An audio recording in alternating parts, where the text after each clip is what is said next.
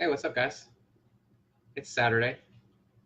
I haven't really done one of these Facebook Lives this way in a while. And I want to talk to you. Really, I just want to talk to myself. This is an excuse. Oh, Alexander's just gone live. How exciting. I just have been thinking about these things all week. And so I want to talk essentially out loud and see where we can go, see where we end up, see what these ideas sort of unfold into. But basically I'm wanting to talk about three things. I want to talk today about systems theory. I want to talk about the theory of constraints, and I want to talk about the sunk cost fallacy, because these things have been just coming up over and over again for me.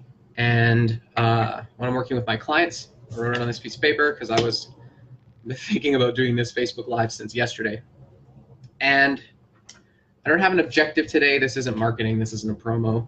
This is not really about business, although it'll probably change the game for your business. So anyways, let's just get started. Let's start with why I want to have this conversation with you guys. And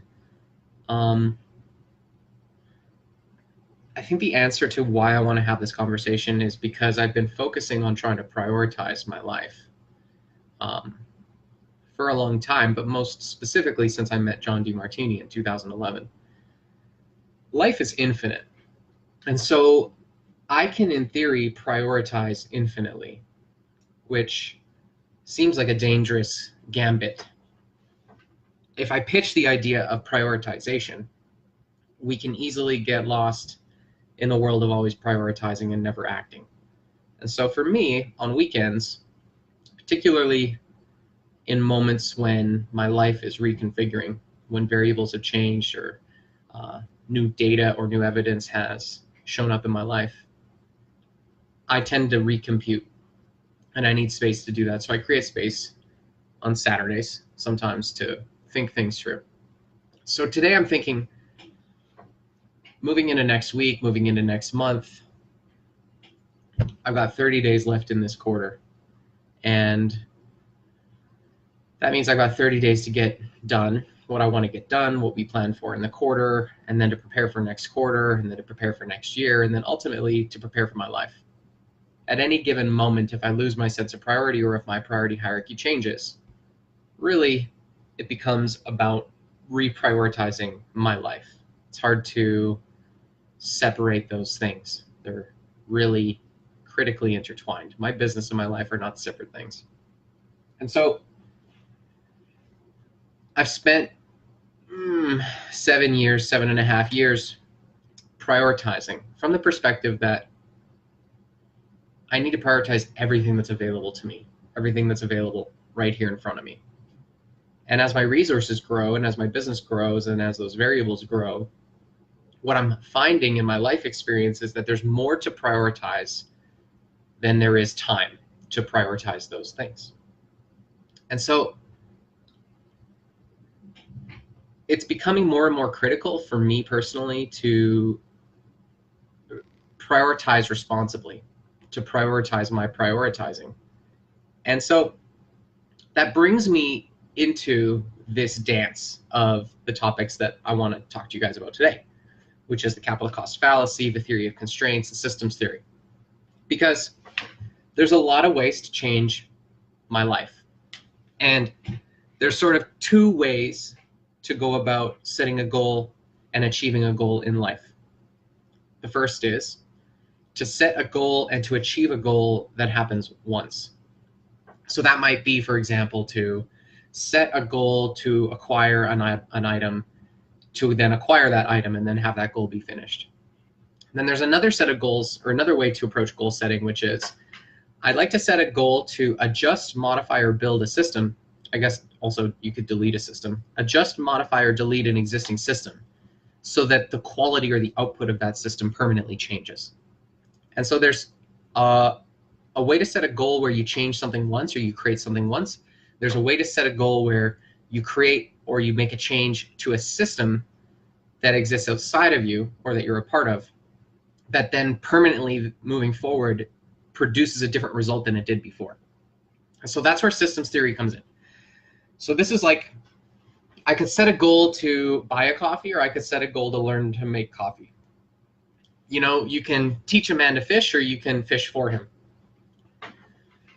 If we go fishing for ourselves, that's essentially instant gratification. Normally it's a one-off thing, it's short term. And when we teach a man to fish, or when we teach ourselves to fish, we're teaching ourselves, or we're leaning into a system.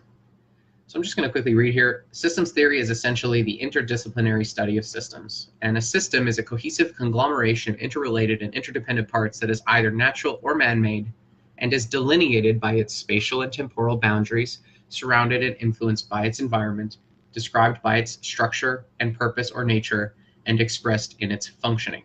So a system is anything that essentially can be mapped in a diagram that goes in a circle. All right? So you have systems in your life. Systems, habits, routines, frameworks, constraints, etc. So here's the interesting thing.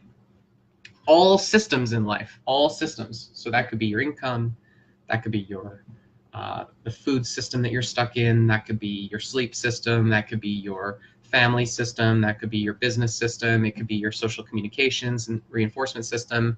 You can break your life down into these systems. And so when we look at the quality of our own life, when I look at the quality of my own life, it's often easy to make more simple my assessment of life than life actually is, because our brains are linear in their thinking, our language is linear in its expression, but systems are dynamic and they're circular, and it's hard to describe a system in linear terms. But if we look at our own lives, what we know for sure is it's going to be more of a long-term play in general to essentially invest in the change of a system, invest in building a system, invest in destroying a system. For example, it's easier to invest in a system of nutrition and fitness than it is to attempt to make a one-time goal of nutrition and fitness. That's the difference between a diet and a lifestyle. It's, here's another example. Paying down debt one time would be a very linear or a short-term objective investment of wealth, whereas building a system where you take your wealth, you acquire an asset, you leverage that asset to produce new cash flow, you take that cash flow to pay down debt, you pay down your debt, you take the additional cash surplus, you buy more assets, those assets pay down debt. That's a surplus system, right?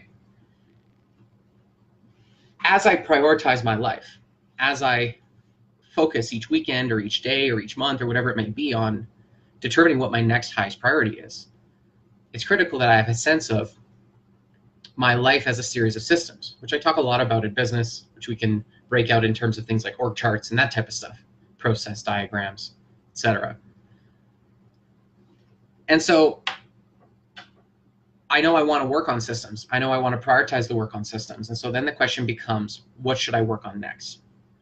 And this is where capital cost fallacy and the theory of constraints comes into play. So if you can see clearly that your life is a series of systems, and it's wiser to change a system than it is to try to change a behavior or a specific action or a specific outcome, you're going to get a better return on investment if you change a system than if you change an outcome. An outcome is just one lap of a system. Changing how a system works changes the system forever, okay?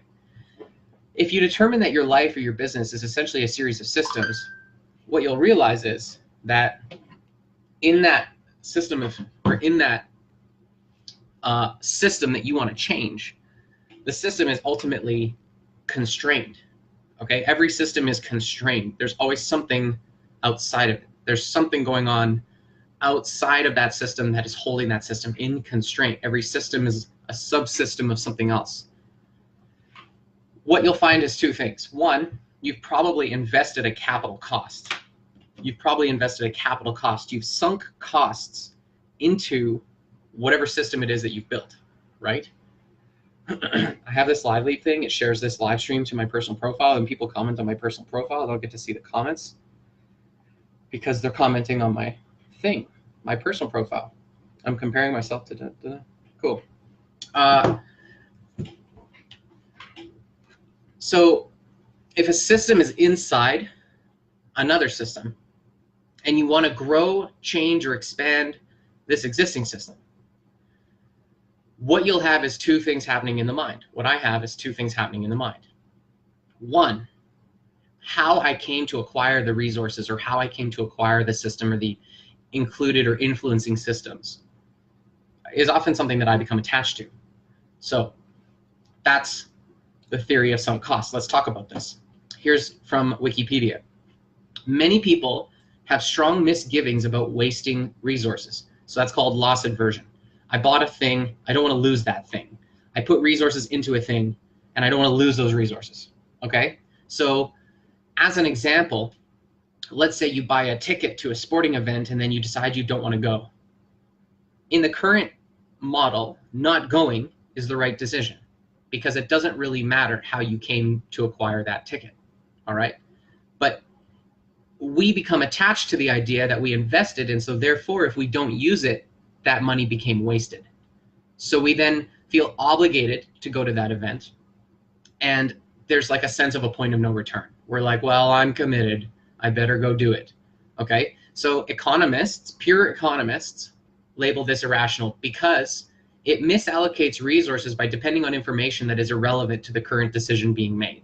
So whether or not you want to go to the sporting event is not directly related to purchasing that ticket to the sporting event. They're not connected thoughts, but we connect them because of our emotions. So another example of this would be, let's say you run a business and you invest money into research and development for an application, or you invest money in like training your team so that they can become more skilled in producing a specific application, and then you build that application. In building that application, you realize it cost more to build than you expected, and so then you have a sense of cost overrun in the development of it. So then you go to the market and you're like, okay, the market needs to pay me for my sunk costs. I sunk money into this. That becomes a factor in my pricing decision to the market, and that's erroneous. Ultimately, the market dictates the value of your product or service regardless of how much it costs you to produce your product or service. And so therefore, your concept that you should be able to take your previously spent money and recover that cost into the future price is a psychological fallacy. It's not actually legitimate. However, if you were to plan ahead of time, and Elon Musk is famous for this, when he set out to build Tesla, he sold the Roadster model first, and they priced that Roadster model up front in the market with extra margin specifically for the purposes of investing in R&D in the future. So the only difference between the sunk cost fallacy is accidentally spending the money and then thinking you have a right to recoup it versus intentionally modifying your pricing in order to fund your research and development. They're very different things. One of them is a strategic plan. So knowing if you want to spend R&D in the future and then functioning that into the plan for how you're going to fund your R&D, that's a psychological connection. Accidentally investing in something and then trying to relate it to a future pricing decision that's only on the market or dependent on the market is not. And so what happens is we're like, okay, I'm going to go prioritize my life. I'm going to prioritize my business. I'm going to prioritize what I'm going to do today or this week. The first thing that we need to watch out for is the capital cost or the sunk cost fallacy, because we have an automatic tendency to prioritize based on our sense of value. And if we have a connection or an attachment to sunk costs as a value, then we're going to prioritize our life based on previous decisions, which is erroneous. Okay? So that's that side of it. We should not prioritize by sunk costs. It doesn't matter what it costs for us to get here. Where do we want to go next? And what specifically can we put to use in order to get there regardless of what we have? Okay? Now, that thing we say we want, that thing that we're going to work on next, that priority, that goal that we say we want to achieve, is ultimately represented by whatever the greatest constraint is preventing you from having that thing right now. So if you're wondering what you should do in your business, or you're wondering what you should do in your life, in order to make the most prioritized difference, then it would be prudent for you to consider your life through the lens of the theory of constraints, which says this: in any system, of which life is it's all systems, okay? Life is all systems. And so if in your life you have a series of systems, then we can apply the theory of constraints to each system and also your life as a whole. So let me break that down. If I look at each of the systems in your life, your nutrition, your sleep, your work, your economy, your family, your friends, your social influence, your political structure, your spirituality, if we just look at all these systems, we could ask the following question: which of those systems is currently placing the greatest constraint on your ability to express yourself and to fulfill and achieve what you want in your life? That greatest constraint will always be the greatest constraint. There cannot be a greater constraint, or else that would be the greatest constraint. Okay, so that question, what is my greatest constraint, actively fights the capital cost fallacy, because it forces us, regardless of where we thought we were going, to simply look for where we're most restricted from moving now. Okay, now let me explain why this works. In systems theory, which is essentially a chain, you can think of a system like a pipe that just becomes a torus, it just loops, okay? The bandwidth of any given pipe is restricted by the most restricted bandwidth at any location on the pipe. So if you have a 1-inch pipe and a 1-inch pipe, and in the middle you've got a 1/2-inch valve, that pipe will never carry more flow than what is supported by the 1/2-inch valve, okay? You're not going to get more flow through that pipe by widening the mouth of it, or by widening the exit, or by adding additional, space on either end. It doesn't matter what you do in every other region of the pipe. If you don't change the 1/2-inch valve, the pipe will never produce more output than that 1/2-inch valve will support. Okay? The same thing applies to your life. Now, if we look at a system in your life, you're also going to see that within that system, one of the steps is the greatest constraint. And this is where systems theory becomes super helpful, because in any system, there's an active component and a passive component, a restraining component. Okay? Every system has both. Now, some systems have many. Okay? But let's just say you've got a system. It's going to look something like that. The active system here is ultimately constrained by the passive system here. It doesn't matter how much harder you work. You could work 50% more, 100% more, 200% more, 2,000% more, infinity percent more. You will never produce more out of that system than the passive system will allow. You just won't. So that's why hard work is only good to a point. In fact, hard work beyond the restraint of the passive system is stupid. Okay? If you're working harder than the passive constraints or limitations in your life, every unit of extra work is wasted work, because you will never exceed the throughput of the passive system. Okay, and I fucking know this, because I am that person who has outworked his passive systems for fucking 10 years. All right? So, what do? You focus your attention on the passive system side. You must focus your attention on the passive system side. You need to ask the question, in any given system, of which your business is many and is a system also, which is the current most restricted variable? Which is the most constrained step? Which is the most limited component? Because that is your highest priority. That is your highest priority. So if you just break it down, your life is a series of systems. You can ask, which system is most constrained? This system. That system is built of systems. Which of those subsystems is most constrained? This one.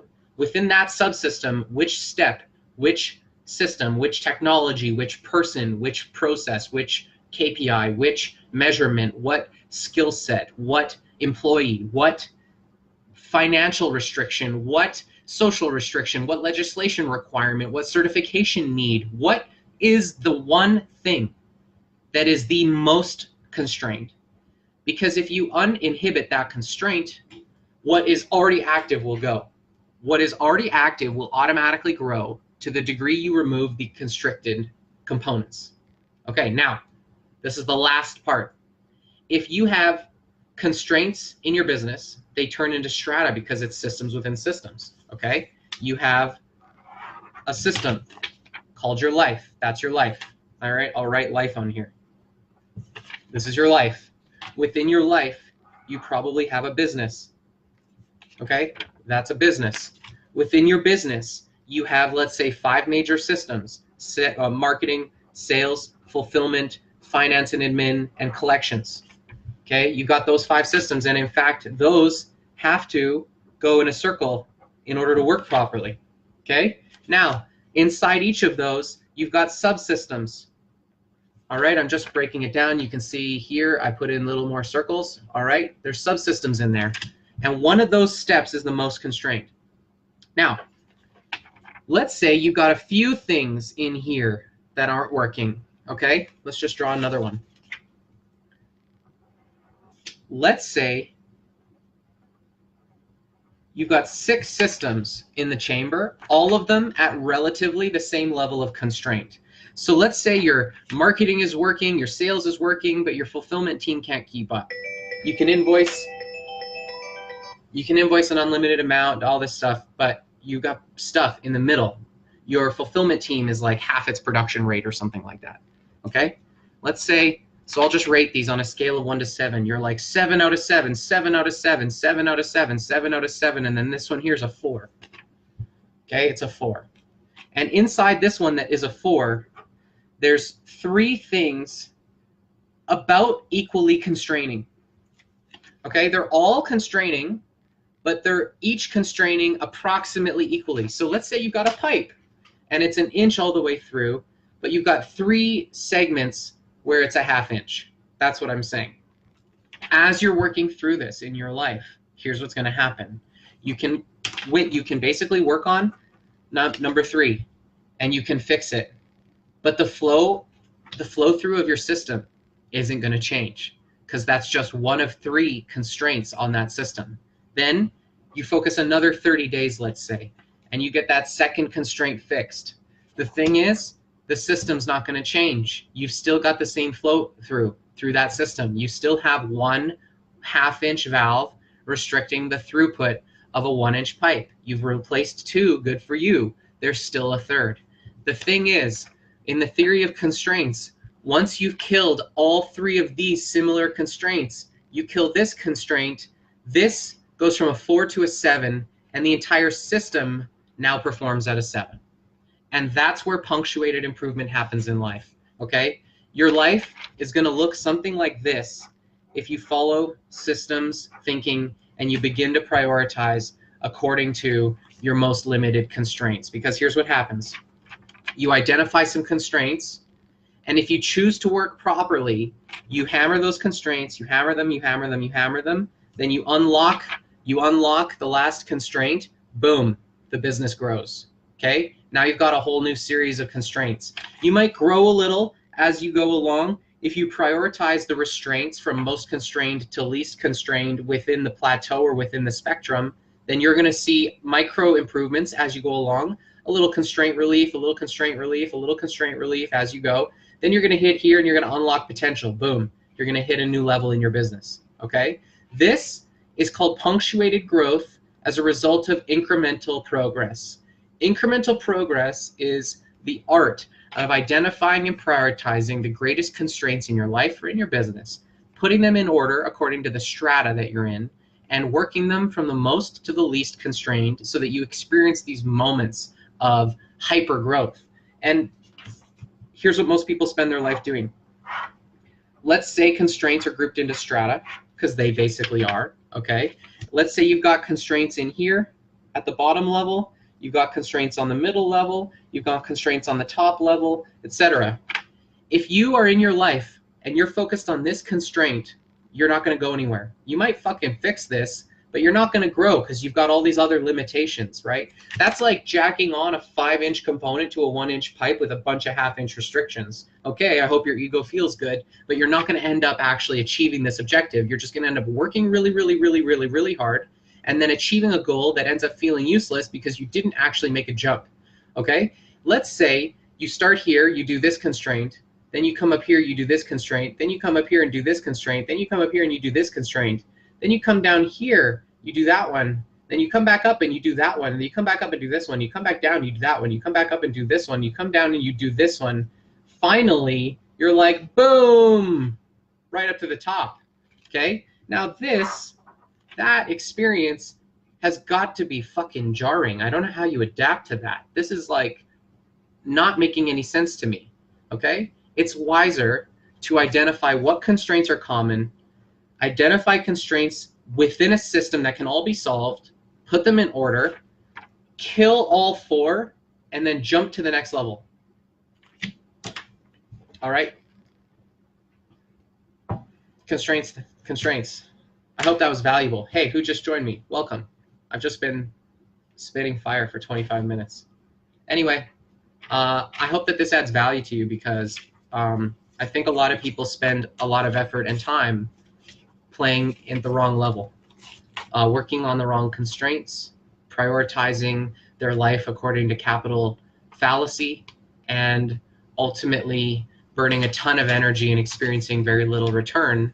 And that's not because you're an idiot. It's because you are maybe playing the game in too many spectrums, trying to fix too many systems at once, instead of simply identifying which constraints can be destroyed like Tetris so that you can make incremental steps forward in your life and in your business and feel like you've got some fucking sense of command. All right, so I've experienced this a lot. I've experienced not really prioritizing according to my constraints, and I've experienced what life can be like when you kill off constraints on a common level and then have some punctuated growth. So the reason I'm sharing this with you guys is because this quarter we achieved punctuated growth. We just experienced a sales, I'm not going to tell you how much we sold, but we sold 4.5 times this month than we have previous months, and we broke all of our sales records. And we've done that on 2 fewer employees and with higher quality customer service and satisfaction. The way we've been able to do that is by prioritizing according to our theory of constraint. We identified very articulately which systems we were going to improve within the business. We identified the systems with the greatest opportunity, and we chipped away, and when we unlocked all of them, we experienced punctuated growth. And that's been true for as long as I've been applying these principles. And so I hope that you take this lesson and that you apply them too. Okay, so that's it for today, guys. I appreciate you watching this. For those of you on replay, appreciate you coming out. And if there's something that you learned that you find valuable on this live stream, please scroll to that moment and let me know. Otherwise, have an awesome Saturday, have an awesome weekend, have an awesome whatever day of the week it is for you. And I hope that you identify your greatest constraint and make a big leap forward in your life sometime soon. Okay, talk to you soon. Bye.